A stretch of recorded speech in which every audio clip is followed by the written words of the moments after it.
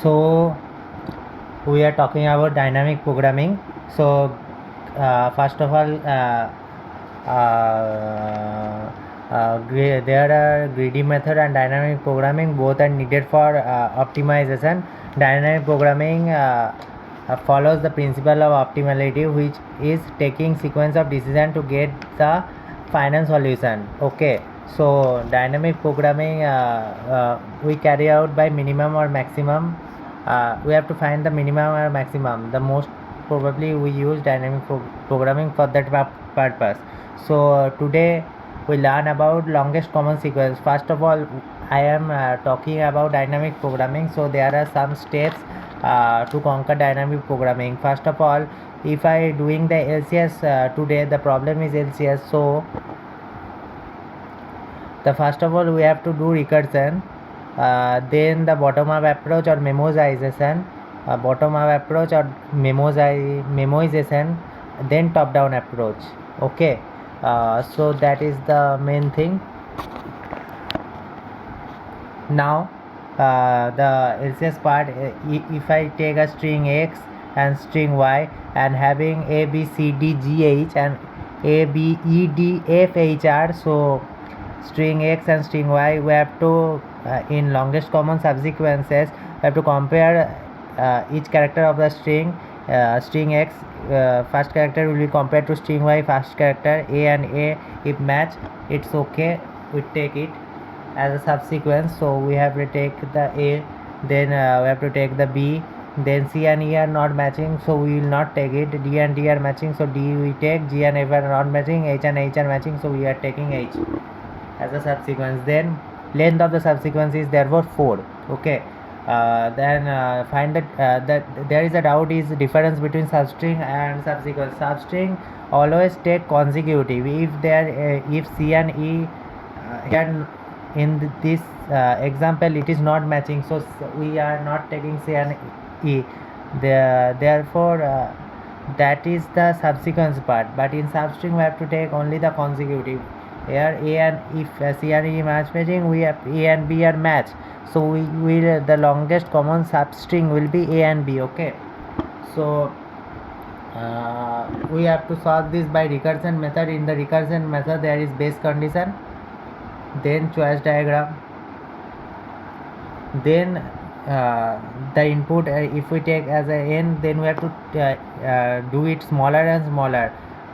If by calling n minus 1 again, if there is a array n and first we have to remove it, then again we are removing another one, then another one, so calling n minus 1 we will get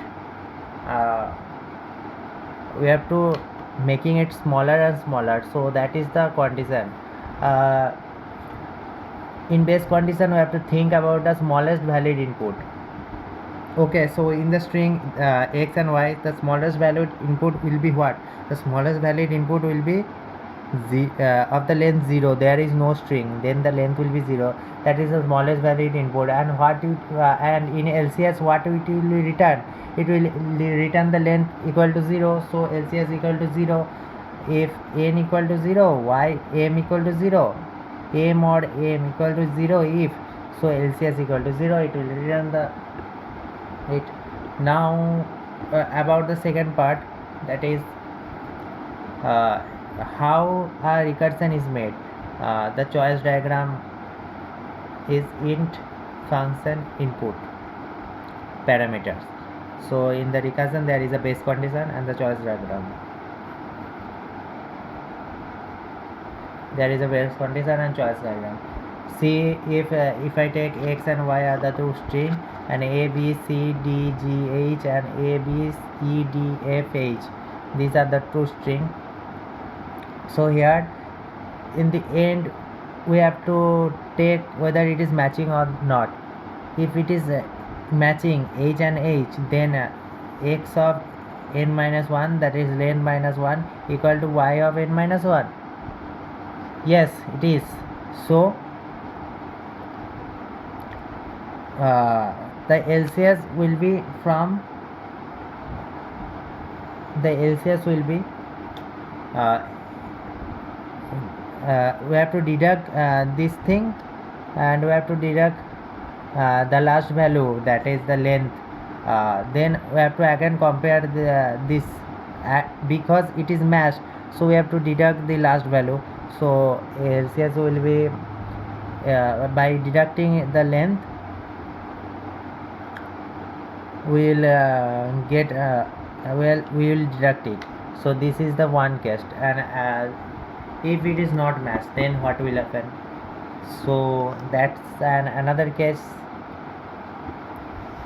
So if it is not matched, then what will happen? So in that case, if x equal to a b c d g h and y equal to a b c d f h r, so r and h are not matching here.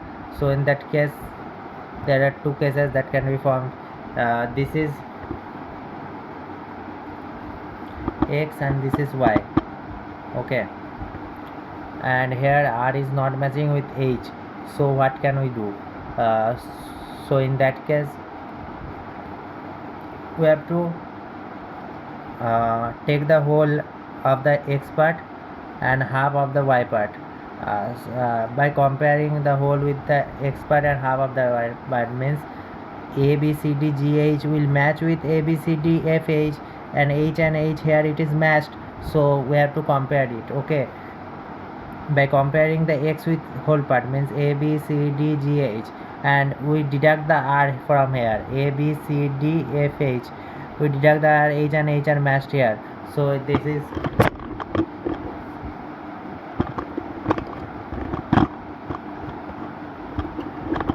this will be one LCS, okay. Now there is another case, if for y also this can be happen and vice versa. So there is two cases formed.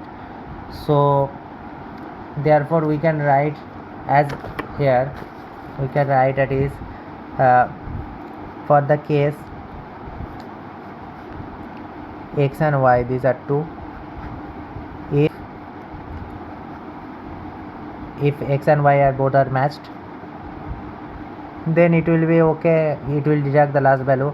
And if it is not matched, then what will happen? Then it will first of all I can deduct one for the last value, and I will consider the whole, I will consider it as a whole. I will deduct one y as a y for the last value. And there is another case for the x, I will deduct the x part, I will consider it as a whole, okay. And the y part I will consider it as a whole, okay. In this part I will consider it as a whole, and in y part I have to deduct the last value, okay. That I have just cleared it, that by deducting it, it is then again matched, so LCS will have to come. So now in these two cases we have to find the maximum, and we have to find the maximum part. Why you have to find the maximum part? First of all, I am writing that LCS of, in that case, x and y n comma m minus 1, and LCS of x y n minus 1 comma n. Here in that case we have to find the maximum of these two.